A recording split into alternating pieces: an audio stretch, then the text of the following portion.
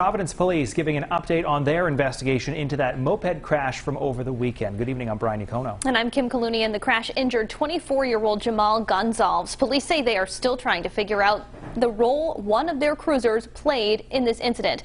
And today, investigators releasing new video of the moments leading up to that crash. It comes as the city is coming to terms with what happened overnight. More than 20 people arrested when protests in the capital city turned violent. Our Brandon Truitt has been following the story every step of the way. He's live at Rhode Island Hospital now with an update on Jamal's condition. Brandon?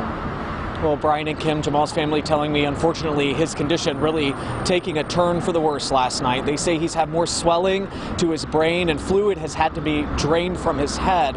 All of this coming as Providence city leaders are moving forward with the investigation at the center of it all. My son's in a coma with tubes hanging out of his head, and he doesn't deserve that.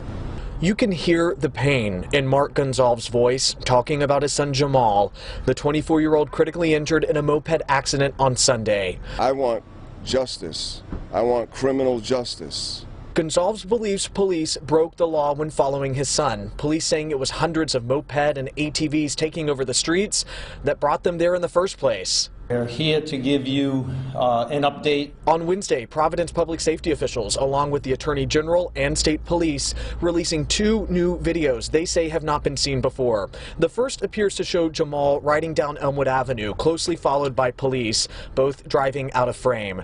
The second clip, looking down on the intersection of Bissell and Elmwood Avenue, that's where the crash happened. You see several mopeds speeding by before Jamal turns right, the cruiser following closely behind. You see the car hit the stop sign. What's out of frame, the critical moment in question, did the car hit Gonzalez? We have not had any video that shows the point of contact, the collision. This update coming as the city grapples with the violence overnight. A rally the city claims started peacefully, taking a turn roughly 3 hours in. Hundreds walking down Elmwood Avenue to police headquarters. That's when things turned violent. Police saying 5 officers were injured, one taken to the hospital with a possible concussion. In all, police say 21 people were arrested. Jamal's father saying he's disappointed with what happened, adding he doesn't want violence associated with his son's name. That's not helping anything. That's just creating more. So the family was at last night's protest, but they left when they felt like things were taking a turn, before things turned violent. They're telling me today that they were shocked by the turn of events last night, saying their priority is really just to get Jamal healthy again. And Brandon, we know a lot of people have seen videos circulating online since Sunday. A lot of people saying they've already made up their mind in this case. Is the city saying anything about that today? Yeah, Brian, all of the leaders today admitting that things are really tense right now. They have promised a transparent and open investigation. That's why they say they called today's news conference and released those 2 additional videos, as well as bringing in the Attorney General's office, as well as Rhode Island State Police to double check the work. Mayor Jorge Alorza asking for people's patience today. I know that emotions are running high. There's a lot of anxiety. There's a lot of anger and distrust.